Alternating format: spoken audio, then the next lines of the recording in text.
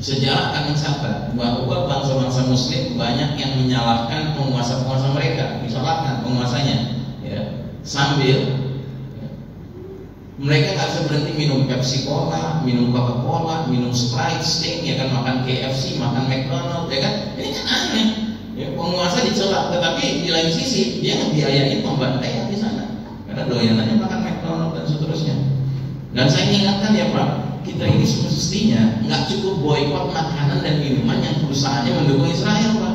Itu penting, tapi ada yang nggak kalah pentingnya Pak. Boikot ideologi bikinan Israel, bikinan Yahudi. Apa itu? Sekularisme, liberalisme, ya, pluralisme, nasionalisme, demokrasi, itu kan bikinan Yahudi Pak. Masa nggak sadar juga kita? Terus kita masih ingin membela itu semua? Ya, emang sih masalahnya nasionalisme dengan Islam Ustaz? Oh, masalahnya besar. Masalahnya ini yang menghalangi pemerintahan negeri Muslim dan Arab bantu Palestina. Selalu membela diri dengan mengatakan, oh, kepentingan nasional kami terganggu kalau itu syaratnya. Ya, penguasa-penguasa negeri Muslim ini mau bantu warganya yang bukan Muslim, teriak-teriak, wah jangan dong, itu aja masih perlu bantuan. Nah, udah nggak jadi. Bismillahirrahmanirrahim.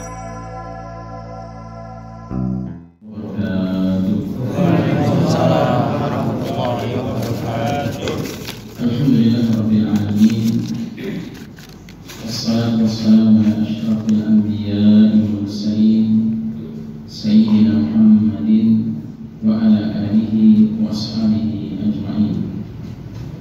Allah Ta'ala fi kitabihil karim, ya ayyuhalladzina amanu taqullaha haqqa tuqatih wa la tamutunna illa wa antum muslimun. Subhanaka la ilma lana illa ma 'allamtana innaka antal alimul hakim. Amma ba'd. Hadirin jemaah Masjid Al-Ikhlas rahimakumullah, alhamdulillah, saya ucapkan jazakumullah khairan khususnya kepada pihak PKM yang menerima kami serta kawan-kawan dari Asa Charity dalam acara yang berharap mendapatkan keberkahan Allah Ta'ala. Dan pada kesempatan ini kami dalam kaitan dengan tema roadshow yang sedang diselenggarakan kawan-kawan Asa Charity, kami mengambil tema menyambut Muharram 1446 dengan spirit hijrah.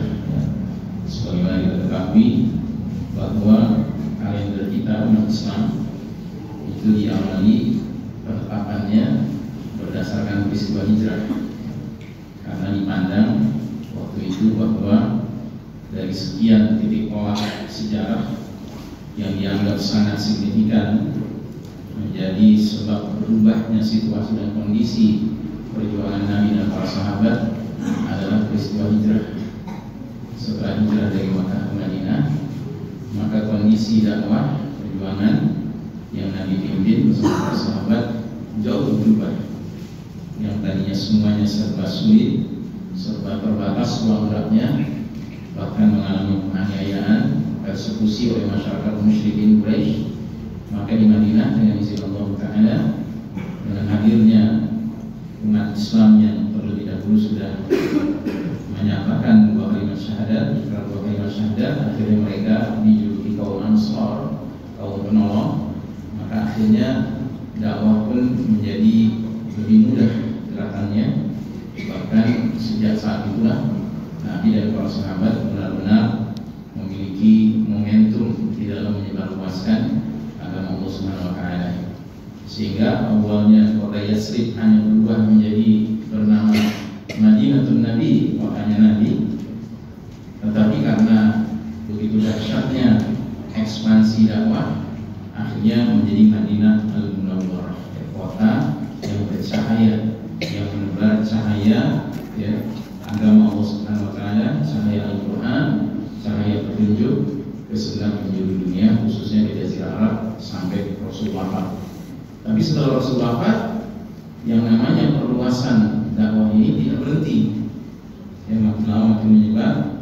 Bahkan di zaman Abu Bakar Siddiq saja, ya, wilayah Syam itu sudah mulai ingin dibuka untuk menjadi tempat persebaran dakwah Islam. Bahkan di zaman Umar bin Khattab akhirnya benar-benar terbuka Syam itu, bahkan Persia juga terbuka, dan terus seperti yang kita saksikan dalam sejarah sampai ke negeri yang kita cintai karena Allah, ya, Jadi kalau kita lihat awal mula ketika Nabi menerima amanah dakwah ini, diantaranya ada ayat dalam surat Ibrahim ayat pertama. Allah Ta'ala memberikan amanah kepada Rasul kita, Alif Lam Ra, kitabun anzalnahu ilaika litukhrijan nasa minadh dhulumati ilan nuri bi'izni rabbihim ila siratil azizil hamid. Alif Lam Ra, Al-Quran ini adalah kitab yang kami turunkan kepadamu, kepada Nabi Muhammad SAW, supaya kamu mengeluarkan manusia dari az-zulumat, gelap gulita, kepada an-nur, cahaya terang benderang, dengan izin Rabb mereka Allah Subhanahu wa Ta'ala, yaitu menuju jalan Allah yang maha perkasa lagi maha terpuji. Jadi Nabi itu menerima Al-Quran dengan pesan dari Allah Ta'ala melalui Al-Quran ini. Jadikanlah dia sarana untuk bisa mengubah situasi Jazirah Arab yang tenggelam dalam kegelapan menjadi Jazirah Arab yang bersinar di bawah naungan cahaya petunjuk Al-Quran dari Allah Subhanahu wa Ta'ala. Itu satu. Yang kedua, agar kemudian masyarakat Arab itu berada di atas Siratil Azizil Hamid, jalan Allah yang maha perkasa lagi maha terpuji. Jadi ada dua tema di sini. Ada tema keluar dari kegelapan menuju cahaya, lalu ada tema dari sesuatu menuju jalan Allah yang maha perkasa lagi maha terpuji. Berarti sebelum itu masyarakat Arab berada di jalan Allah atau tidak? Tidak. Tidak. Tidak ya. Dan kalau bukan di jalan Allah berarti jalan apa? Di jalan tauhid. Itu bahasa Al-Quran begitu. Karena pilihan jalan yang masyarakat bisa tempuh itu cuma ada dua, Pak. Kalau bukan jalan Allah, jalan tauhid. Tauhid itu apa? Syaitan dan segala sesuatu yang berafiliasi kepada syaitan. Contoh, kita lihat dalam surat Al-Baqarah ayat 257. Ini termasuk ayat yang kalau kita rajin wirid pagi dan sore, ini sepatutnya kita baca setiap pagi dan sore. Lokasinya dua ayat setelah ayat kursi. Kata Allah Subhanahu wa Ta'ala, Allahu waliyul ladzina amanu yukhrijuhum minaz zulumati ilan nur wal ladzina kafaru awliya'uhum at-taghut yukhrijunahum minan nuri ila zulumat ulaika ashabun nari hum fiha khalidun. Allah adalah walinya, pemimpin, pelindung, penolongnya orang-orang beriman. Ketika orang beriman menjadikan Allah saja sebagai wali, maka Allah akan keluarkan mereka dari gelap gulita menuju cahaya terang benderang. Adapun orang-orang kafir, awliya'uhum, wali-wali mereka, pemimpin-pemimpin, pelindung-pelindung, penolong-penolong mereka, itu taghut, syaitan. Dan jika syaitan dijadikan wali, apa yang terjadi? Masyarakat itu keluar dari cahaya menuju kegelapan. Ulaika ashabun nar hum fiha khalidun. Mereka itulah penghuni neraka dan mereka akan kekal di dalamnya. Ini. Nah, jadi saudara rahimahullah, kalau kita bicara hijrah, inilah hakikat hijrah. Hakikat hijrah adalah bagaimana mengantarkan masyarakat dari suatu kondisi yang buruk menuju kondisi yang baik, dari kondisi yang gelap gulita menjadi kondisi yang terang benderang, dari kondisi jalan yang tidak jelas jalan apa yang ditempuh menuju jalan Allah yang maha perkasa lagi maha terpuji. Itulah hijrah, ya, hakikat hijrah seperti itu. Dan masya Allah Taala, Nabi Muhammad SAW bersama para sahabat radhiyallahu anhum ajma'in dengan izin Allah berhasil mengubah masyarakat Arab dari kegelapan jahiliyah menuju cahaya terang Islam dalam tempo yang relatif singkat sekali, yaitu hanya 23 tahun. Masya Allah. Ya, Nabi yang tadi Nabi usia berapa? 40, wafat usia 63. Jadi masa kenabian itu cuma 23 tahun, Mbak. Tapi penuh keberkahan. Dalam waktu yang tak sampai seperempat abad, ya, masyarakat yang tadinya syirik, ya, jahiliyah, menjadi masyarakat yang terarah, terbimbing di atas Siratul Azizil Hamid. Nah, tadi sudah saya jelaskan. Setelah Allah izinkan Nabi kemudian mencontohkan bagaimana mewujudkan suatu masyarakat yang dibawa naungan cahaya Al-Quran, cahaya Islam di kota Madinah sebagai pusatnya, sebagai ibu kotanya, tetapi wilayahnya mencakup seluruh Jazirah Arab.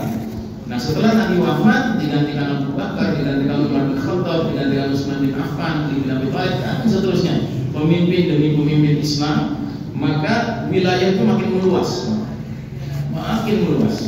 ya. Dan itu berarti apa? Makin banyak umat manusia yang langsung dipimpin oleh pemimpin-pemimpin beriman dengan tentunya petunjuk Al-Quran dan mengikuti sunnah Nabi Muhammad SAW. Berapa lama itu berjalan, Pak?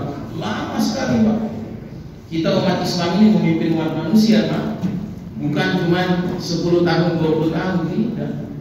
Bukan 100 tahun, 200 tahun, tidak, Pak. Ribuan tahun. Sejak Nabi memimpin, kemudian para khulafaur rasyidin memimpin, kemudian para khalifah-khalifah yang dalam sistem kerajaan memimpin, Bani Umayyah, Bani Abbasiyah, Sultan Utsmani Turki, itu berlangsung 1342 tahun Hijriah. Masya Allah. Kalau pakai hitungan Masehinya, itu sampai tahun 1924. Persis 100 tahun dari tahun kita sekarang. Kita sekarang 2024. Nah, 1924 terjadi satu peristiwa yang sangat menentukan. Apa itu? Allah Ta'ala kemudian memutuskan bahwa para pemimpin beriman ini yang sudah memimpin ribuan tahun ini harus step down. Tahu step down? Apa step down artinya? Ya? Harus turun dari panggung. Panggung apa ya? Panggung kepemimpinan umat manusia. Jadi pada tahun 1924 yang lalu, Pak, Allah Ta'ala mentakdirkan satu peristiwa penting, yaitu para pemimpin beriman yang sudah memimpin ribuan tahun harus step down, harus turun panggung kepemimpinan. Karena apa? Karena Allah ingin memilih yang lain. Boleh Allah melakukan itu? Boleh. Berani kan? Boleh. Ya, itu hak Allah sepenuhnya. Dan Allah jelaskan dalam Al-Quran kepada kita, Qulillahumma malikal mulk tu'til mulka man tasha' wa tanzi'ul mulka mimman tasha'. Katakanlah wahai Allah, pemilik segenap kerajaan, kekuasaan, kau beri kerajaan kekuasaan siapa yang kau kehendaki, kau cabut kerajaan kekuasaan dari siapa yang kau kehendaki. Dan siapa yang Allah kehendaki untuk memimpin setelah tahun 1924? Setelah ribuan tahun para pemimpin beriman yang memimpin, Allah memilih bangsa Barat, the Western Society, masyarakat Barat, yang tidak lain adalah Eropa, Amerika, dan yang tidak lain adalah Al-Yahud wa Nasara, kaum Yahudi dan Nasrani, khususnya Yahudi, Pak. Jadi sejak tahun 1924, 1342 Hijriah, dunia ini kembali menjadi gelap, Pak. Kembali menjadi gelap. Kenapa Allah begitu? Oh, kayaknya jadi Allah nggak berpihak pada kebaikan, kebenaran. Lah, Allah punya rencana, terserah Allah. Ya. Allah punya rencana, Allah punya hak. Ya. Bahkan di satu ayat yang lain, surat Ali Imran 140, apa kata Allah? Wa tilkal ayyamu nudawiluha bainan nas. Demikianlah hari demi hari, masa kejayaan dan keruntuhan, kemenangan dan kekalahan kami pergilirkan di antara manusia. Jadi hak Allah. Sekarang ini kita sejak tahun 1924 gilirannya lagi menang, lagi kalah, Pak. Lagi kalah. Itu yang harus kita sadari, Pak. Kita lagi kalah. Cuma jangan karena lagi kalah terus mental kita ikut kalah. Tahu mental kalah, Pak? Ya. Mental pecundang. Mental pecundang itu adalah mental yang menggunakan kaidah begini: if you can beat them, you join them. Kalau kita nggak bisa mengalahkan musuh, kita gabung sama musuh. Nah, itu mental pecundang. Ya. Dan pahitnya, ketika kita sedang kalah ini, ternyata Allah memudahkan kita melihat siapa pecundang-pecundang itu. Termasuk yang baru-baru ini lagi viral. Oh, ketawa. Siapa? Jadi ada 5 3P 2P 3 pria 2 putri ya. Jadi bagi parah-parahnya saudara kita di mana di Syam, Palestina, Gaza sedang mengalami pembantaian. Ini ada 5 orang aku muslimah mengunjungi presiden negara Arab Zionis Israel, foto-foto bersama, senyum-senyum. Nah ini mental pecundang. Kalau mental pecundang gitu, nggak ada malunya, nggak ada malunya. Ya. Kan mestinya kita kemarin sudah cukup ditampar Pak, ketika viral video beberapa remaja putri SMP di Jakarta masuk ke gerai McDonald, makan burger sambil bilang ini dagingnya anak Gaza yang kita makan, hahaha. Dia tuangkan tomato sauce, ya kan, sambal ABC, ya kan, dia makan, dia bilang ini darahnya anak Gaza nih, hahaha. Itu sudah membuat kita tertampar, malu kita. Negeri dengan penduduk Muslim terbesar di dunia, kok bisa-bisanya remaja putrinya ada yang model begitu.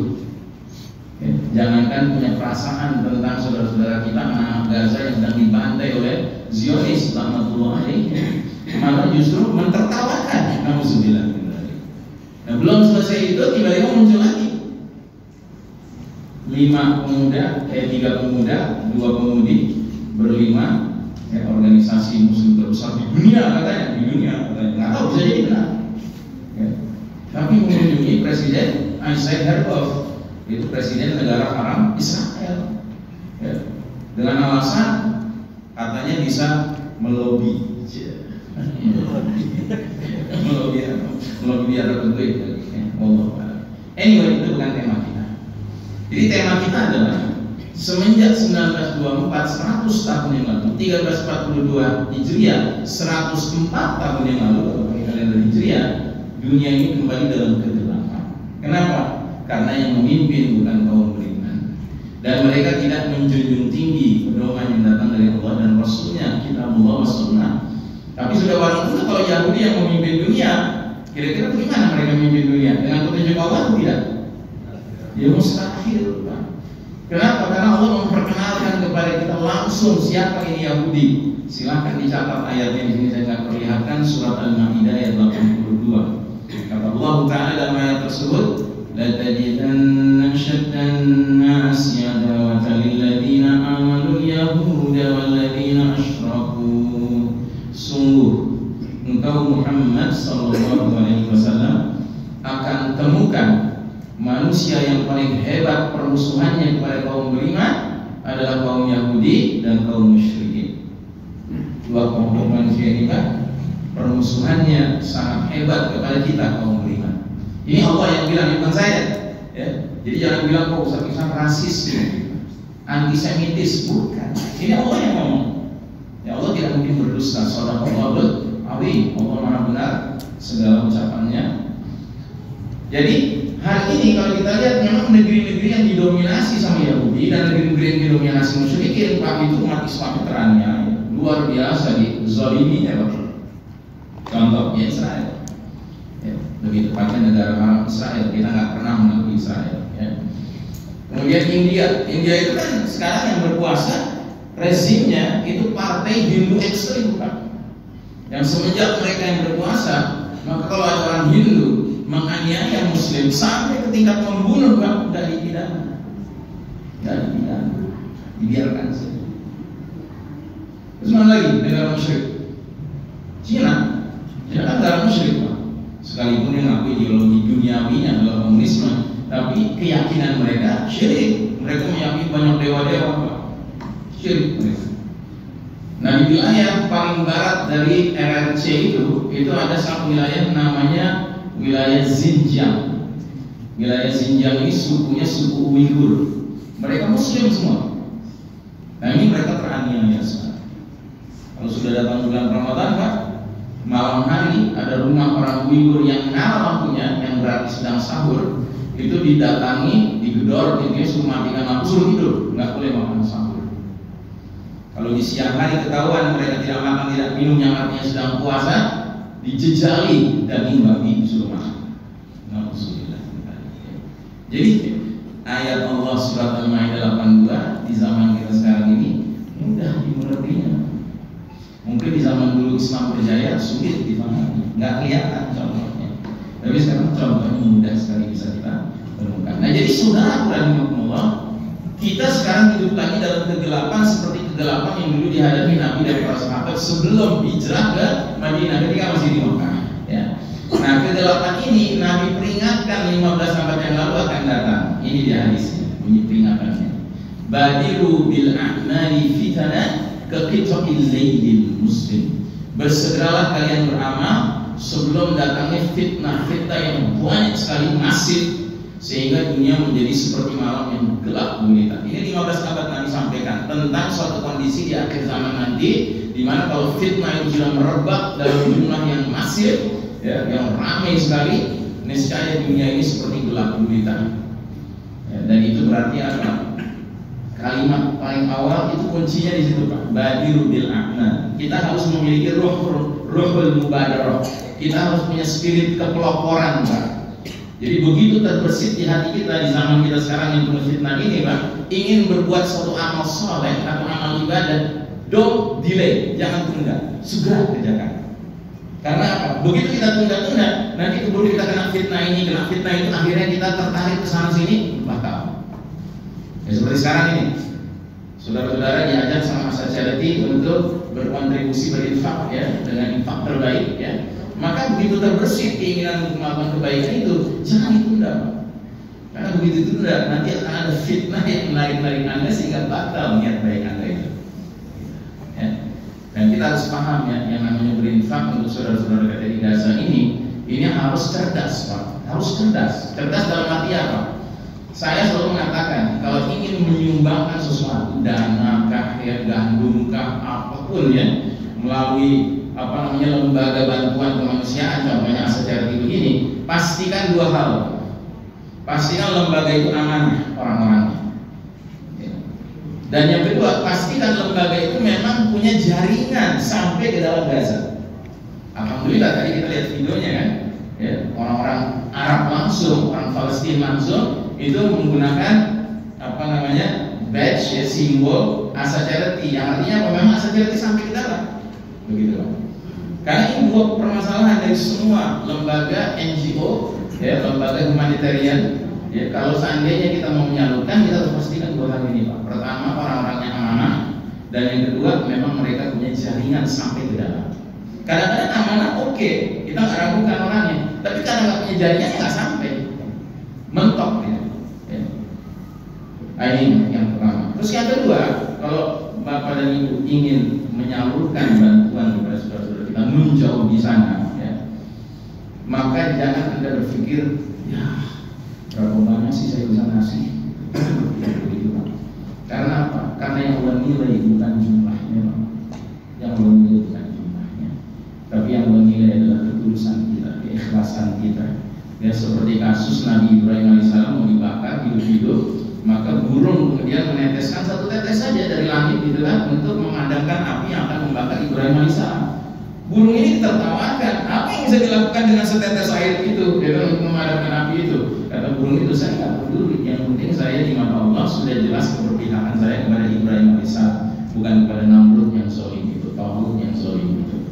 Nah, jadi saudara rahimahumullah, kalau Anda ingin memberikan bantuan, sebut saja tadi dikatakan harga satu ambulans 700 juta, ya, 700 juta. Kalau bisa seluruhnya alhamdulillah. Tapi kalau nggak bisa, berapapun Anda berikan, ya, mungkin di mata Allah itu dihitung gitu, jadi bagian dari banknya saja, gitu, ya, nggak apa-apa. Tapi yang penting, ya, Anda sudah menunjukkan di hadapan Allah bahwa Anda berpihak kepada saudara-saudara kita di Gaza itu secara penuh keikhlasan. Nah, ini saudara rahimahumullah, umat Islam dewasa ini sedang menjalani babak paling gelap di dalam perjalanan sejarahnya. Kata orang Barat, we are living in the darkest chapter of the Islamic history. Ya. Inilah babak di mana Allah Ta'ala menguji umat Islam dengan kekalahan, sedangkan kaum kafir Yahudi dan Nasrani diizinkan Allah memimpin dunia. Ingat, Pak, diizinkan Allah. Ya. Kita orang Indonesia bukan orang yang pandai berbahasa Arab. Kita seringkali mencampur adukan izin Allah dengan ridha Allah, itu dua hal berbeda, Pak. Kalau Allah mengizinkan sesuatu terjadi, artinya Allah takdirkan dia terjadi. Tapi belum tentu Allah ridhoi sesuatu itu. Saya ambil contoh. Adakah di muka bumi ini korupsi bisa terjadi tanpa izin Allah? Mungkin tidak. Nggak mungkin. Semua korupsi kelas teri sampai kelas kakap itu hanya bisa terjadi karena Allah izinkan dia terjadi. Tapi pertanyaan berikutnya, adakah Allah ridho dengan korupsi? Allah nggak pernah ridho dengan korupsi. Bahkan bahasa Al-Quran tentang orang yang terbukti korupsi, mencuri, itu layaknya dia apa kan? Layaknya dia apa? Ya, potong tangan. Ya. Wasariqu wasariqatu faqta'u aydiyahuma. Laki-laki mencuri, perempuan mencuri, potong tangannya kata Allah Subhanahu wa taala. Iya kan? Gitu. Apa artinya satu tangan koruptor yang sudah mengkorupsi triliunan rupiah? Ya, kalau itu bisa menyebabkan berhentinya calon-calon koruptor berikutnya, yang bisa menyebabkan sampai ratusan triliun hilang. Ya, nggak ada artinya. Nah, jadi saudara rahimahullah, izin Allah dengan ridha Allah berbeda. Allah sedang mengizinkan Yahudi Nasrani mimpin dunia sekarang, tapi bukan berarti Allah ridha. Ya. Nah, saudara rahimahullah, umat Islam sudah menjalani babak paling kelam ini selama 100 tahun Masehi atau 104 tahun Hijriah. Ya. Yang artinya apa? Kita kembali disadarkan bahwa kita harus membangun kembali yang namanya spirit hijrah, Pak. Jangan kita doyan hidup di dalam kondisi gelap ini. Jangan kita biarkan diri kita merasa aman saja, merasa ridho apalagi dengan situasi dan kondisi ini. Ini situasinya tidak fine-fine saja, Pak. Ini situasinya sangat berat. Ya, kita sama-sama harus memandang bahwa semangat yang Nabi dan para sahabat dahulu miliki sewaktu merubah situasi dari Mekah menuju Madinah, ya kan, itu harus kita miliki lagi sekarang, Pak. Ya. Dan ada satu hadis di mana Nabi sudah katakan 15 abad yang lalu bahwa zaman ini yang kita jalani sekarang ini bakal datang. Ini hadisnya, walaupun sudah dalam bentuk sebuah skema, ya. Ini sebenarnya skema ini berdasarkan hadis.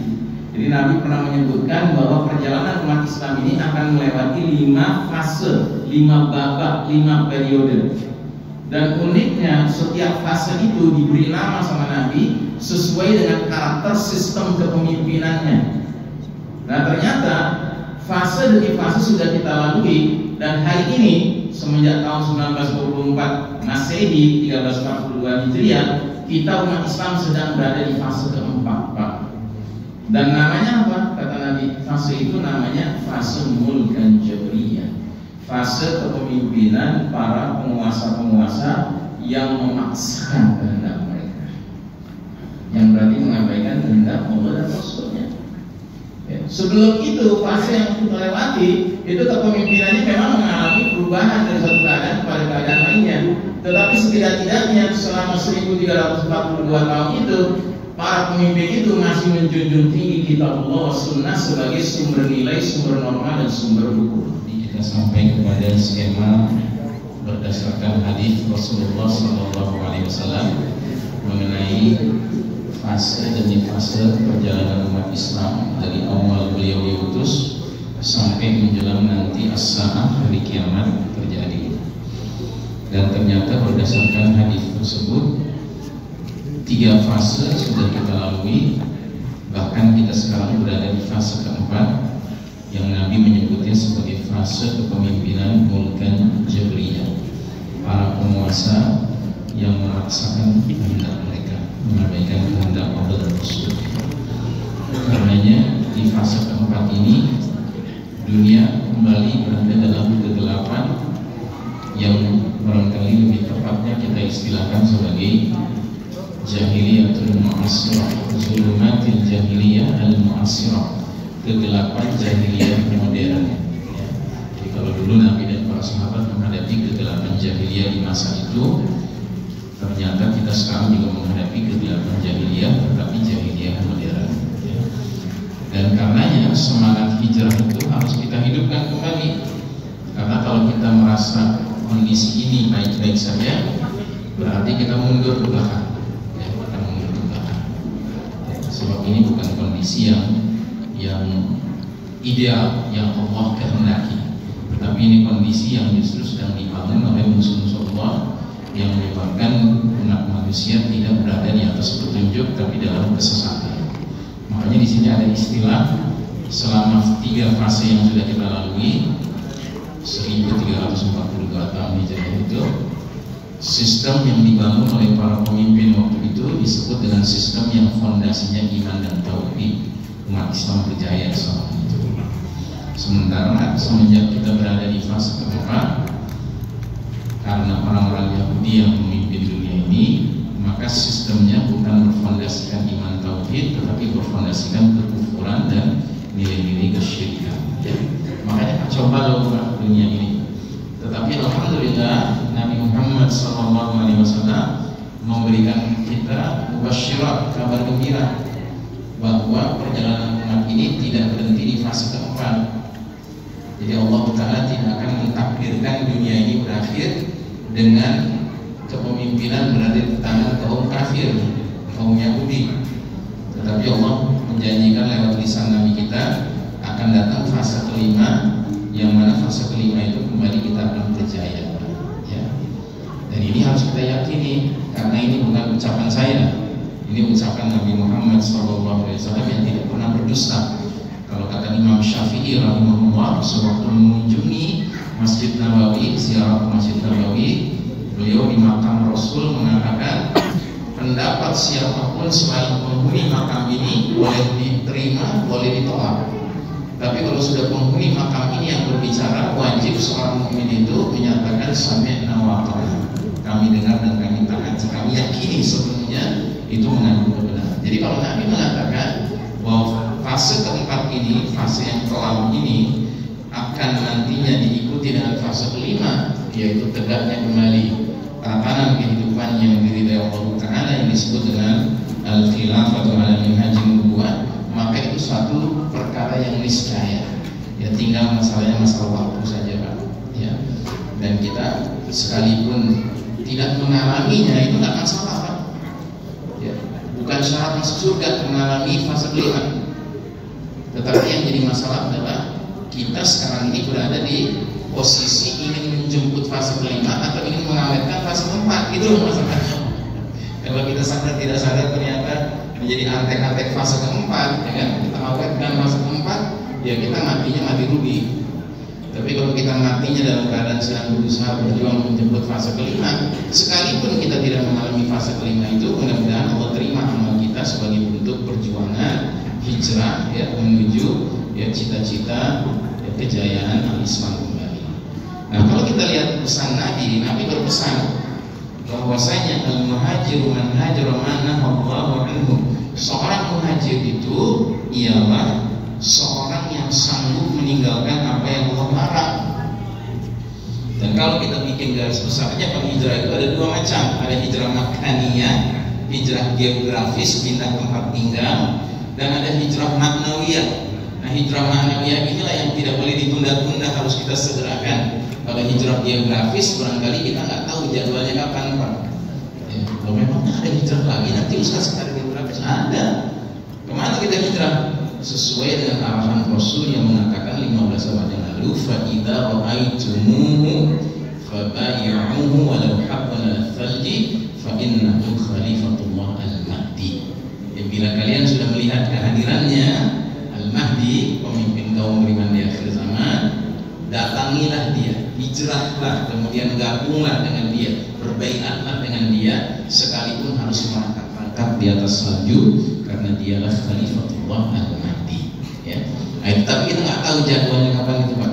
Ya, al-mahdi itu muncul kapan jadwalnya. Walaupun para pengamat ilmu akhir zaman cenderung berkeyakinan sepertinya jadwal al-mahdi muncul nggak lama lagi. Cuma kita nggak bisa memastikan. Ya, kita lebih baik tidak berspekulasi. Ya. Nah, tapi kalau hijrah maknawiyah ini nggak boleh ditunda-tunda, Pak. Apa itu hijrah maknawiyah? Ini contoh saja, contoh. Hijrah maknawiyah itu artinya kita berpindah posisi dari tadinya sesat, nggak punya kejelasan arah, tujuan, ya, kita menjadi hidup di bawah petunjuk, di bawah hidayah. Itu namanya hijrah maknawiyah, dari sesat ke petunjuk. Ada hijrah maknawiyah dari syirik ke tauhid, memastikan bahwa tidak ada virus-virus syirik dalam diri kita. Ya, karena syirik ini aneka ragam bentuknya, Pak. Kalau syirik yang klasik yang dulu dikenal itu adalah orang sujud di depan berhala, ya, patung, ya kan. itu syirik yang udah ya katakanlah kuno lah gitu ya. Rasanya keterlaluan kalau masih ada muslim masih sujud kepada batu gitu ya, kepada patung. Tapi banyak syirik-syirik modern Pak sekarang. Ada syirik yang disebut dengan syirik kubur. Syirik kubur tuh mempersekutukan Allah dengan meyakini kuburan-kuburan tertentu mempunyai nilai-nilai spesial. Kalau kita di situ berdoanya, wah nilainya canggih gitu, ya, dikabulkan sama Allah. Padahal pernah ada arahan seperti itu dari Nabi. Ada syirik kubur, ada syirik dustur. Syirik dustur itu artinya undang-undang. Jadi kita mempersekutukan Allah karena kita rela tunduk pada undang-undang bikinan manusia.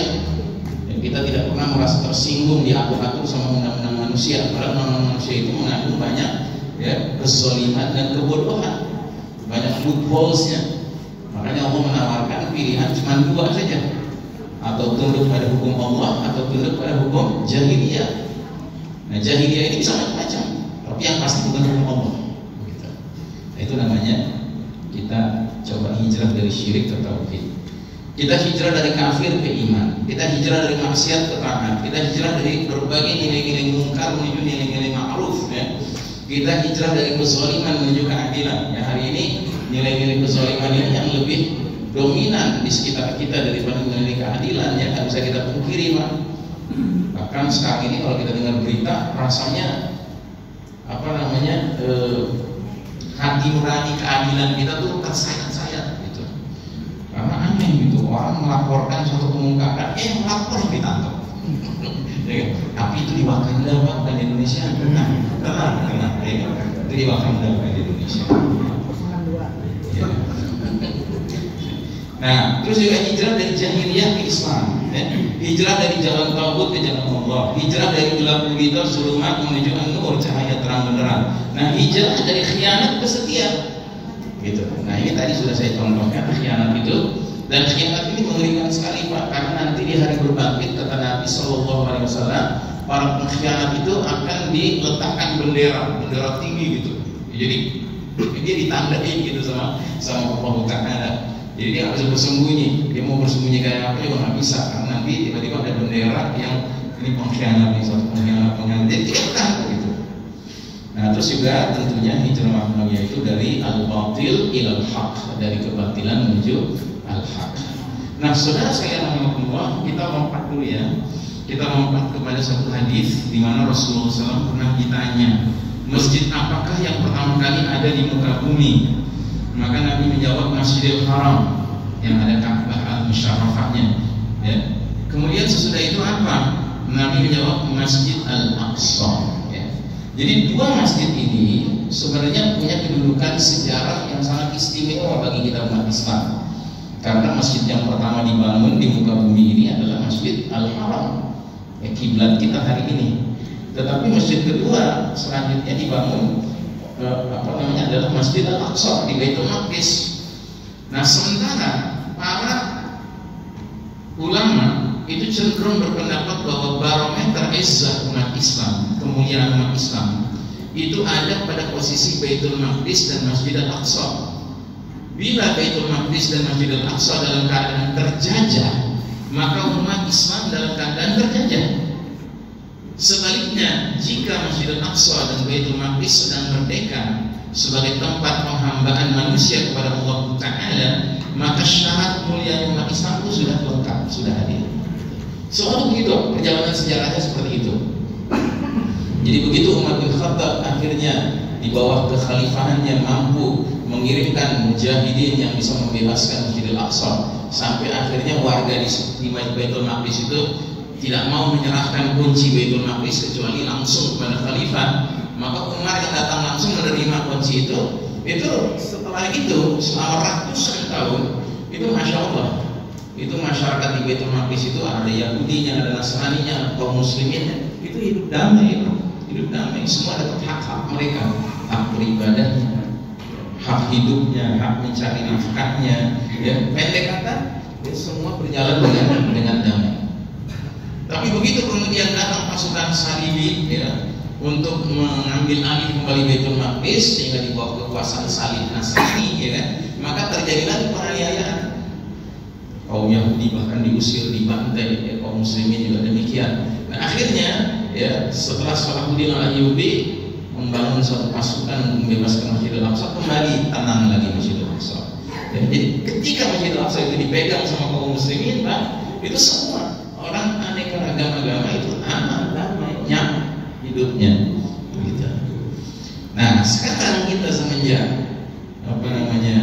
wilayah Ardul Mubarakah ini dijajah oleh negara Zionis laknatullah alaihim, kembali lagi kita dalam kondisi terjajah. Ya, kenapa demikian? Karena memang Masjidil Aqsa Baitul Maqdis ini dia itu jantungnya dunia, Pak, jantungnya dunia. Beres tidaknya dunia itu bergantung kepada beres tidaknya Baitul Maqdis. Dan pengertian beres itu apa? Di tangan kaum muslimin. Kalau di tangan kaum muslimin beres. Kalau di tangan selain kaum muslimin nggak ada keadilan, nggak mungkin begitu. Ya. Jadi sejarah telah membuktikan hal itu. Ya. Nah, menariknya semenjak 285 hari yang lalu, ternyata dunia makin menyaksikan bahwa tampaknya sedang terjadi sesuatu yang besar. Ya. Ada apa? 285 hari yang lalu, ya, 7 Oktober 2023 terjadilah serangan dari para pemuda di Gaza kepada wilayah yang mengaku diri sebagai Israel, wilayah haram, ya, wilayah para penjajah. Ya. Dan serangan itu, semenjak serangan itu terjadi, ayat ini surat Al-Anfal 41 seperti menjadi nyala gitu, Pak. Ayat ini nyala. Apa bunyi ayatnya? Allah berfirman, Yaumal Furqani yaumal taqal jam'an. Hari pemisahan, hari Furqan, pemisahan antara al-haq dengan al-batil adalah hari bertemunya dua pasukan. Bertemunya dua pasukan artinya apa, Pak? Perang, ya. Tapi bukan sembarang dua pasukan, Pak. Bukan sembarang perang, Pak, yang bisa menghasilkan Yaumul Furqan. Contoh, perang dunia pertama itu antara siapa dengan siapa? Antara kafir dengan kafir. Kaum muslimin ikut terlibat dalam perang dunia pertama, ya, Kesultanan Utsmani ikut, tapi campur aduk. Ya. Jadi bukan hak lawan batil. Perang dunia kedua juga demikian. Ya, pasukan kafir lawan pasukan kafir. Nggak jelas efeknya kepada masyarakat dunia, mana yang hak, mana yang batil, nggak jelas. Yang pasti yang muncul adalah dua kubu, ya kan? Kubu barat sama kubu blok barat, blok timur. Ya, Soviet komunis dengan Amerika kapitalis, kan gitu. Ya, dua-duanya batil sebenarnya. Bahkan yang sekarang terjadi di Eropa, Ukraina lawan Rusia, ini kan kafir lawan kafir, Pak. Dia tidak merupakan realisasi dari ayat ini. Tapi semenjak 7 Oktober di Ardul Mubarakah terjadinya Ma'rakah Tufanul Aqsa. Ini nama yang disematkan oleh para mujahidin, ya. Ma'rakah Tufanul Aqsa, perang badai Al-Aqsa. Maka sejak saat itu dunia semakin lama semakin menjadi clear melihat mana yang batil. Ya. Jadi istilahnya globally growing pro-Islam Palestine and anti-Zionist Israel opinion sedang terjadi, Pak, sekarang ini. Apa artinya? Artinya sebuah opini, sebuah pendapat yang makin lama makin berkembang secara global, Pak, sekarang di dunia, bahwasanya masyarakat dunia makin hari makin pro Palestina yang Islam dan anti Israel yang Yahudi Zionis. Itu makin jelas, Pak. Makin jelas, makin kelihatan. Jadi semenjak 7 Oktober 2023 pecahnya Tufanul Aqsa, masyarakat dunia kian hari kian menyadari mana pihak yang terzalimi dan mana pihak yang menzalimi. Siapa yang berada di atas al-haq kebenaran dan siapa yang berada di atas al-batil kebatilan. Ibaratnya ada dua pelajaran besar yang sekarang muncul di tengah-tengah masyarakat dunia. Dan kalau saya katakan masyarakat dunia tanpa kecuali, ya, Pak, bukan hanya dunia Islam, tidak, masyarakat dunia termasuk barat kafir. Pelajaran pertama, barang siapa ingin belajar soal kesabaran, ketegaran, keimanan, tawakal hanya kepada Allah Ta'ala, serta hidup terhormat dan mati yang mulia, belajarlah kepada bangsa Muslim Palestina Gaza. Pelajaran kedua, barang siapa ingin belajar soal kedustaan, keculasan, kepalsuan, pengkhianatan, kesadisan, kezaliman, arogansi, kesombongan, belajarlah kepada bangsa Zionis Yahudi Israel. Dunia makin melihat itu. dunia makin melihat. Dan di era babak Jabriyatan ini, mensikapi tufanul aqsa, dunia pun secara umum terbagi ke dalam dua kubu yang makin lama makin mengkristal. Kubu kebanyakan rakyat dunia dan kubu kebanyakan pemerintahan dunia. Dan disimpulkan dengan kata-kata yang viral di sosial media, khususnya di masyarakat barat, bunyi kalimatnya begini: most people of the world stand with Palestine, while most governments of the world stand with Israel. Bukan rahasia lagi. Kebanyakan rakyat dunia berpihak ke Palestina, sementara kebanyakan pemerintahan dunia berpihak ke Israel. Dan ini tanpa kecuali, Pak. Termasuk pemerintahan negara-negara Arab, negara-negara Muslim. Kita harus akui, Pak. Ya. Kan aneh, kok bisa Israel yang kafir itu sekutunya Amerika, Inggris, Prancis, Jerman ngirim senjata, ngirim pasukan, gak ada malu-malunya, Pak. Gak ada malu-malunya, terang-terang. Tapi gak ada satupun pemerintah Muslim, pemerintah Arab ngirim senjata, ngirim pasukan ke Gaza, ya gak ada, gak ada satupun. Oh Yaman ngirim, oh Lebanon Selatan ngirim, oh Iran ngirim. Ya itu mah Syiah, Pak. Masa belum kenal juga sama Syiah? Syiah itu kan bohong sama kayak Israel. Doyan cari pamor di tengah-tengah pemerintahan Sunni lagi gak karuan gitu. Mereka tahu, oh ini kesempatan nih kita main petasan yuk, gitu, main petasan yuk. Kalau benar-benar kita menolong saudara-saudara kita di Gaza, kenapa udah bulan ke-6 baru melakukan serangan ke Israel?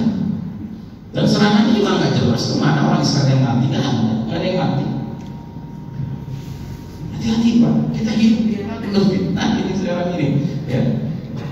Jadi kita sakit hati, Pak, sementara kita rakyat ingin bantu saudara-saudara kita di Gaza. Sementara pejabat-pejabat pemerintahan negeri Muslim itu diam-diam menjalin normalisasi sama Israel. Apa sakit hati gitu? Ya. Ya inilah era kita, inilah kondisi kita, Pak. Ya.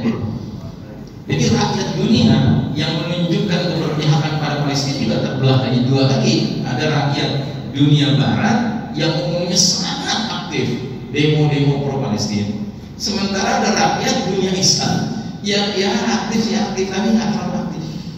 Ini juga aneh, Pak. Kok bisa kita yang seakidah, semangat kita untuk menunjukkan keberpihakan pada Palestina nggak sehebat semangat orang Barat Kristen, Pak? Sadar gitu. Saya ambil contoh Jakarta. Kalau ada demo pro Palestina, paling-paling 3 jam, paling-paling 4 jam di depan kedutaan Amerika, di jalan Tamrin, di patung kuda. Ya. Tapi di Amerika, di kampus-kampus elit Amerika, itu yang namanya demo pro Palestina, Pak, berhari-hari, bermalam-malam. Mereka bikin namanya proyek encampment. Apa artinya? Perkemahan, bikin perkemahan, Pak. Dan mereka nginep. Dan kenapa mereka bikin kemah? Karena itu simbol bahwa mereka sedang menghayati apa yang dialami saudara kita di Gaza.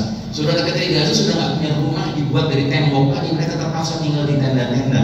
Akhirnya mahasiswa kampus elit di Amerika itu dengan solidaritas mereka bikin perkemahan di halaman kampus.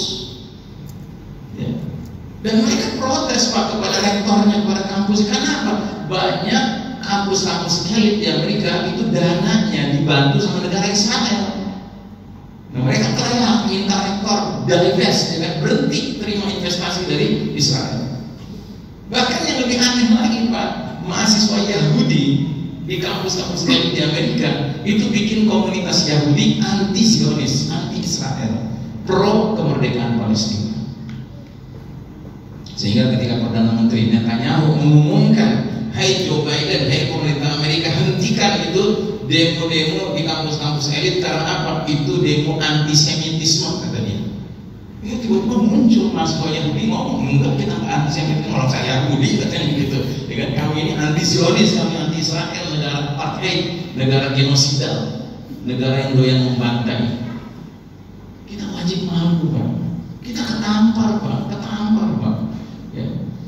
Dan insya Allah kalau nanti ada waktu, sebenarnya ada kajian khusus, Pak, tentang hadis mengenai kenapa kok bisa orang Barat Nasrani kayak begitu. Itu ada hadisnya ternyata. Jadi hadis termasuk hadis tentang tanda-tanda sudah dekatnya kiamat. dominasi bangsa Barat. Nah, jadi saudara rahimahumullah, sungguh ironis sementara sebagian besar masyarakat Barat bangsa Rum yang mayoritas bukan Muslim, Nasrani, lebih memiliki jiwa empati kepada bangsa Palestina Muslim di Gaza, sedangkan sebagian kita kaum muslimin malah kurang menunjukkan kepedulian dan empati kepada saudara muslimin di Gaza. Ya. Jadi ahli Gaza sekarang ini menjadi pelopor hijrah masyarakat dunia, Pak. Ya, bayangkan sudah 285 hari, 9 bulan plus 15 hari warga Gaza, baik sipil maupun mujahidinnya, menunjukkan kepatuhan menjalankan perintah Allah di surat Al-Imran ayat terakhir ayat 200. Ya. Dan ada 4 perintah dari Allah. Ini masyarakat Gaza mengerjakannya dengan baik sekali. Apa perintah pertama? Ya ayyuhalladzina amanu isbiru, hai orang beriman bersabarlah kalian. Wasabiru, kuatkanlah bersabar kalian. Warabitu, dan jaga-jagalah di negeri kalian. Wattaqullah, dan bertakwalah kalian kepada Allah. La'allakum tuflihun, agar kalian meraih kemenangan. Nah, ini tugas ini ternyata rakyat Gaza kerjakan dengan baik, Pak. Mereka bersabar, ya, dalam arti umum. Bahkan mereka kuatkan kesabaran mereka dalam arti yang khusus. Bayangkan, apa nggak sabar namanya, Pak? Rumah udah hancur, keluarga udah pada syahid, ya nggak punya makanan, minum susah, air bersih susah, ya kan, berobat susah. Tetapi mereka kalau ditanya di wawancara, hasbunallah wa ni'mal wakil. Luar biasa. Ya. Masjid boleh hancur, sholat berjamaah nggak berhenti, Pak. Samping masjid yang hancur itu atau di dalam masjidnya, bagaimana keadaannya? Mungkin Anda lihat sendiri videonya kan, sholat di belakang tetap jalan, Pak, di Gaza, Pak. Masjid hancur. Mungkin kalau kita yang mengalami masjid kita hancur, ya Pak, udah kita sholat sendiri aja di rumah masing-masing. Itu pun kalau masih sholat. Jangan sholat lagi di rumah. Oh, mereka dahsyat, Pak. Kesabaran mereka dilipat ganda. Lalu mereka rapi itu artinya berjaga-jaga di tepi negeri dari hadirnya musuh, ya kan? Dan ini yang berjaga-jaga ini bukan orang dewasa saja, anak kecil. Itu pernah saya lihat anak kecil diwawancarai, apa pendapat kamu kalau perbatasan dengan Mesir dibuka? Kamu mau mengungsi ke Mesir? Enggak, saya mau tinggal di sini. Ini negeri saya, negeri ayah saya, ibu saya, kakek saya, nenek saya, dan di sini ada Masjid Al-Aqsa. Masya Allah. Memang pantas mereka yang dipilih sama Allah untuk menjadi penjaga Baitul Maqdis, penjaga Masjidil Aqsa. Nah, jadi saudara rahimahumullah, kesabaran dan kegigihan mereka telah mengundang simpati, empati, dan solidaritas masyarakat dunia, muslim maupun non-muslim. Bahkan mengundang masyarakat barat non-muslim mempelajari iman, Islam, dan Al-Quran. Puncaknya sampai menyebabkan berbondong-bondongnya masyarakat barat non-muslim memeluk agama Allah Islam. Inilah puncak kemenangan seperti yang Allah sebutkan di surat An-Nasr ayat 1 hingga 3. Yang semua kita sudah hafal surat ini masih kanak-kanak, ya kan? Idza jaa nasrullahi wal fath wa ra'aitan nasa yadkhuluna fi dinillahi afwaja fasabbih bihamdi rabbika wastaghfir innahu kana tawwaba. Jika kalian sudah melihat datangnya pertolongan dan kemenangan dari Allah, lalu kalian menyaksikan manusia berbondong-bondong memeluk agama Allah Islam, sucikanlah Allah, puji Allah, minta ampunlah kepada Allah, sesungguhnya Allah Maha Penerima Taubat. Jadi hakikat kemenangan dalam Islam itu apa, Pak? Masyarakat dapat hidayah karena suatu peristiwa. Itu hakikat kemenangan. Ya. Makanya kalau saya ditanya, sebenarnya Palestina gimana nih kondisinya? Menang apa kalah? Menang, Pak. Bahkan menang sebelum menang. Ya. Jadi sebelum benar-benar dapat mereka udah menang, Pak. Kenapa? Karena sekarang banyak orang Barat non-Muslim setelah melihat apa yang terjadi di Gaza, melihat ketabahan orang-orang Gaza, akhirnya memeluk Islam. Ada ketua organisasi Islam se-Eropa, dia mengatakan selama ini orang Eropa per hari masuk Islam 40 orang, alhamdulillah. Tapi semenjak terjadinya apa yang terjadi di Gaza, jumlah orang Eropa per hari masuk Islam 800 orang. 800 orang, berapa kali lipat, Pak? 20 kali lipat. Masya Allah. Ya. Artinya apa, Pak? Proses hijrah lagi terjadi, Pak. Masyarakat dunia ini sedang proses hijrah, Pak. Makanya kalau kita nggak terlibat, Pak, benar-benar keterlaluan gitu. Karena mereka saudara kita seakidah, sedangkan yang nggak seakidah aja bisa kena penetrasi, kena resonansi Nah begitu juga masyarakat dunia beralih, tadinya nggak perhatian menjadi perhatian, jadi peduli dengan Palestina. Tadinya pro Israel jadi anti Israel, tadinya sekedar anti Israel jadi pro Palestina, tadinya cuma sekedar pro Palestina jadi bertanya-tanya apa rahasia warga Gaza Palestina ini. Dari bertanya apa rahasianya akhirnya jadi kenal Islam, kenal iman, kenal Quran, dan dari kenal Islam, Quran, iman ini akhirnya jadi pemeluk agama Allah Islam. Ini proses hijrah apa yang sedang terjadi. Ya, kalau istilah saya, ya hati-hati Pak, dunia ini sedang berubah, jangan sampai kita ketinggalan dan salah arah. Ya. Ini dunia lagi menjemput babak kelima insya Allah Pak. Ya. Makanya ada seorang pemimpin Hamas, dia tinggal di Lebanon, dia tinggal di Gaza, namanya Fatih Hamad. Dia mengeluarkan pernyataan, hai umat Islam sedunia, sabarlah, tidak lama lagi insya Allah mujahidin Palestina akan membebaskan Baitul Maqdis sebagai ibu kota. Tapi bukan ibu kota Palestina merdeka, tapi ibu kota khilafah ala minhajin nubuwah. Masya Allah. Jadi pikirannya jauh Pak. Pikirannya bukan cuma sebatas ngebebasin Palestina, enggak, ngebebasin dunia dari cengkraman Yahudi. Karena Yahudi ini kalau mencengkram beginilah jadinya dunia kacau balau Pak. Tapi kalau Yahudi sudah keok, ya insya Allah umat Islam akan naik. Kalau umat Islam sudah naik, berarti petunjuk Allah yang mengatur kehidupan masyarakat dunia, bukan petunjuk manusia lagi. Ya. Nah jadi saudara rahimakumullah, saya kira ini yang perlu saya share pada malam hari ini. Ya. Mungkin slide-slide berikutnya ini ya sifatnya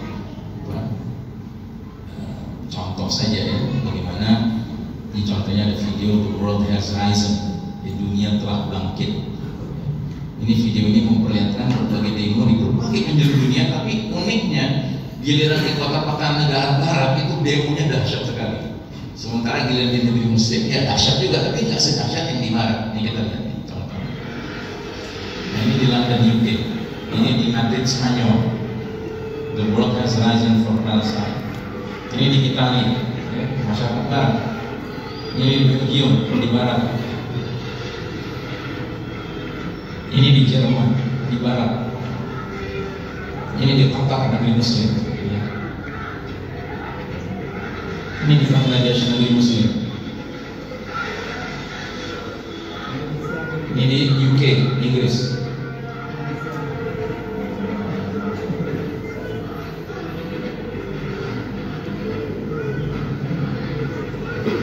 Ini di Jordan negeri muslim.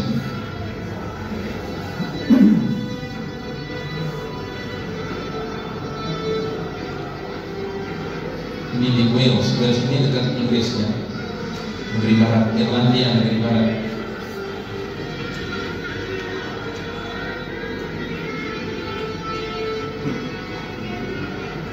Ini di Paris, Prancis.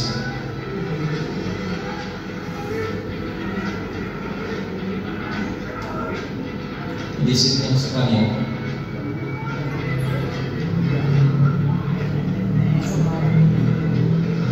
Ini di Chicago, Amerika Serikat.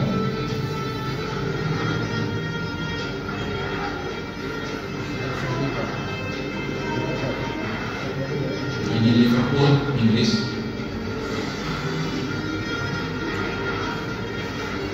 Nah ini terakhir di Los Angeles, Amerika Serikat. Ya. Kalau dari Indonesia ada pesan. Ya bisa lihat rekaman sendiri ya. Nah ini contoh encampment sedang berlangsung di salah satu kampus elit di Amerika. Kalau saya sebut kampus elit Pak, itu Anda bayangkan model Harvard University, Stanford University, UCLA, UNIYC, ya kan? Ini kampus-kampus ternama Pak, luar biasa. Mereka mengadakan encampment dan itu pada jam-jam sholat, tentunya mahasiswa muslim itu pada sholat berjamaah. Dan ketika mereka sholat berjamaah, itu rektornya manggil polisi untuk membubarin sholat. Apa yang terjadi? Mahasiswa non-muslim yang bikin pagar betis, bikin pagar betis melindungi teman-temannya yang pada sholat, padahal mereka bukan muslim. Sambil mereka teriak-teriak kepada tentara polisi itu, let them pray, biarkan mereka sholat, biarkan mereka sholat. Masya Allah. Ya. Ini hujan hidayah Pak.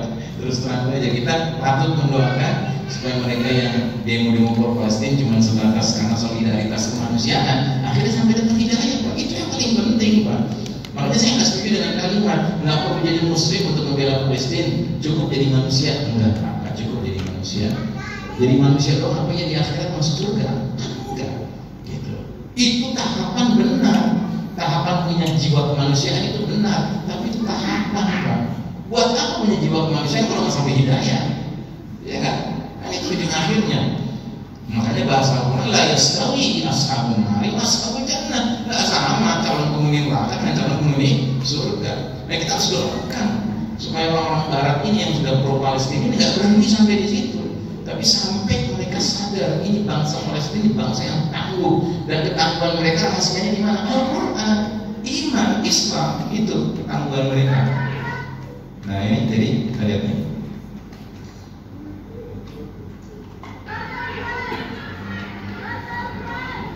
Jadi lagi sholat itu yang non muslim bikin pagar betis melindungi yang lagi sholat dari serangan polisi sambil teriak-teriak dan biarkan mereka sholat.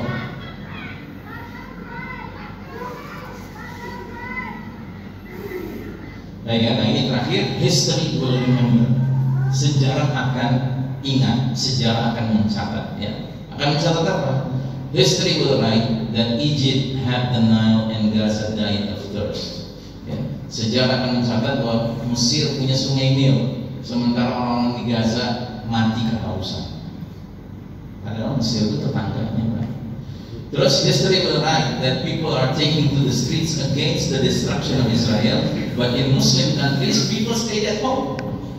Sejarah akan mencatat bahwa orang-orang turun ke jalan protes terhadap kehancuran yang dilakukan oleh Israel di negara Palestina. Ya, sementara di negeri-negeri Muslim banyak orang tinggal di rumah aja, nggak menunjukkan ya keberpihakannya. Terus history will write that Saudi Arabia and the United Arab Emirates had seas of oil, while there was no engine for the hospital and ambulance in Gaza. Sejarah akan mencatat bahwa negara Arab Saudi, negara Uni Arab Emirat punya lautan minyak, tetapi di Gaza ya, rumah sakit nggak bisa nyala ya, listriknya karena nggak ada bensin ya. Ambulans nggak bisa bergerak di Gaza karena nggak ada minyak, nggak ada bensin ya. Kemudian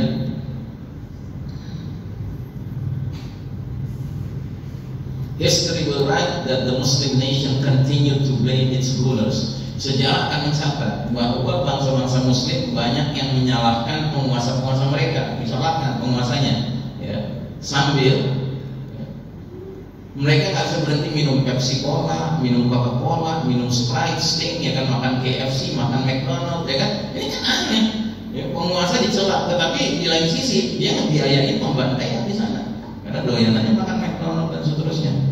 Dan saya ingatkan ya Pak, kita ini semestinya nggak cukup boikot makanan dan minuman yang perusahaannya mendukung Israel, Pak. Itu penting, tapi ada yang nggak kalah pentingnya, Pak. Boikot ideologi bikinan Israel, bikinan Yahudi. Apa itu? Sekularisme, liberalisme, ya, pluralisme, nasionalisme, demokrasi, itu kan bikinan Yahudi, Pak. Masa nggak sadar juga kita? Terus kita masih ingin membela itu semua? Ya, emang apa sih masalahnya nasionalisme dengan Islam, Ustaz? Oh, masalahnya besar. Masalahnya ini yang menghalangi pemerintahan negeri Muslim dan Arab bantu Palestina. Selalu membela diri dengan mengatakan bahwa kepentingan nasional kami terganggu kalau itu syaratnya. Ya, penguasa-penguasa negeri Muslim ini mau bantu warganya yang bukan Muslim teriak-teriak, wah jangan dong, itu aja masih perlu bantuan. Nah, udah nggak jadi. Jadi ukhuwah Islamnya itu nomor sekian. Ya, kepentingan nasional di atas segala-galanya. Ya, ini kan gara-gara ideologi produk Yahudi yang kita nggak kunjung mau tobat dari situ. Ideologi kita Islam, Pak. Kan aneh masa kita dalam wirid bilang raditu billahi rabba wa bil islami dina. Aku ridho sebagai Rabb, Islam sebagai jalan hidup. Di luar sholat raditu billahi rabba wa demokrasi dina. Kan aneh. Ya gimana sih? Nggak connect gitu loh. Ya, apakah bohong tuh wirid kita? Gitu. Kalau masih juga setuju dengan ideologi bikinan Yahudi. Jadi boykot tuh jangan tanggung-tanggung, Pak. Jangan boykot makanan, minuman aja, boykot ideologi mereka. Gitu. Nah baik, Bapak dan Ibu rahimahumullah, saya cukupkan sampai sekian. Mudah-mudahan apa yang kita bahas ini bisa membangkitkan kesadaran kita bahwa kita harus memberikan kontribusi untuk saudara-saudara kita di Gaza. Dan saya ingatkan sekali lagi, kalau ingin mengirim bantuan, pastikan lembaganya amanah satu dan memang punya jaringan yang sampai masuk ke dalam Gaza. Terus ada sebenarnya bantuan lain yang sifatnya nggak perlu ngeluarin apa-apa, Pak. Nggak perlu mengerahkan apa-apa, yang diperlukan cuma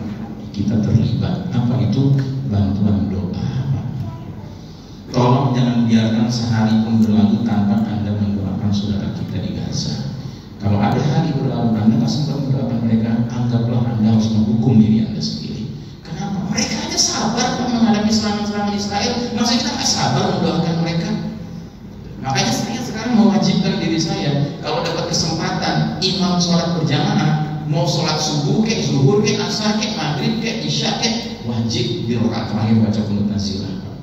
Karena itu sunnah Nabi. Dulu Nabi ngirim 70 sahabat yang hafal Quran ke suatu kampung untuk diajarkan Islam kepada mereka. Di tengah jalan dibantai mereka. Sama Nabi didoakan qunut nazilah 5 waktu, nggak berhenti berbulan-bulan. Dan ini belum berhenti Pak pembantaian di sana. Masa kita berhenti qunut nazilah? Atau bahkan nggak pernah, nauzubillah. Jadi tolong Pak, ya, ini mendoakan mereka ini sangat penting. Dan jangan sekali-kali bilang, Ustaz, saya cuma doa bukan cuma Pak.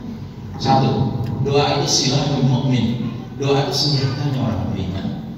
Termasuk bapak-bapak, kalau bingung lihat anak bapak mengal atau nakal gitu kan, pakai senjatanya apa? Suruh istri kita, ibunya si anak ini bangun sholat malam, ya kan, doakan anak itu. Ya, percayalah, itu kayak tanah melesak akan nancap gitu, akan masuk gitu. Kenapa? Karena doa ibu untuk anak nggak ada batasnya dengan Allah. Nah ini doa kita ini senjata untuk mereka. Kita yang senjata mereka nggak bisa, karena kita bukan penguasa. Penguasanya yang mengirim senjata. Ya kita kirim senjata lewat jalan apa? Doa. Yang kedua doa mukhul ibadah. Doa itu otaknya ibadah. Intinya beribadah itu doa. Sholat itu intinya apa sih? Doa.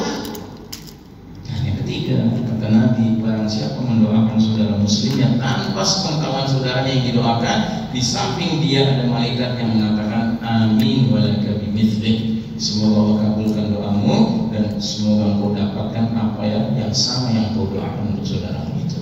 Jadi mendoakan saudara kita muslimin muslimat di sana sabar istiqamah menghadapi ujian derita mereka, sama saja mendoakan diri kita dan keluarga kita dan masyarakat kita, Pak. Sabar menghadapi ujian yang kita hadapi di negeri ini. Mendoakan mujahidin fisabilillah di sana mendapat pertolongan dan kemenangan dari Allah Taala, sama saja mendoakan calon-calon mujahidin yang boleh jadi muncul gak lama lagi di negeri ini, karena boleh jadi di negeri ini muncul medan jihad, Pak. Berarti kita sudah investasi kan? Jadi nggak ada ceritanya doa itu cuma Pak. Tapi kalau mau lebih daripada itu, makanya ada seperti Asa Charity ini, bagus Pak, kirim bantuan, ya. Kirimlah infak yang terbaik, ya, dengan semangat lillahi ta'ala, karena Nabi bersabda, "Man lam yahtam bi amril muslimina falaysa minhum." Barang siapa yang nggak punya kepedulian dengan saudara muslimnya, dia bukan bagian dari golongan umat Islam, ya. Mudah-mudahan Allah menerima kita sebagai bagian dari umat Islam dengan kehadiran kita hari ini di tempat ini, ya, dan kemudian kelanjutannya kita senantiasa mendoakan saudara-saudara kita.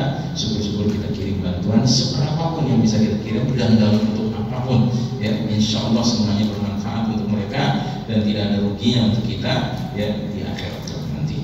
Demikian saya kembalikan kepada pembawa acara. Wassalamualaikum warahmatullahi wabarakatuh.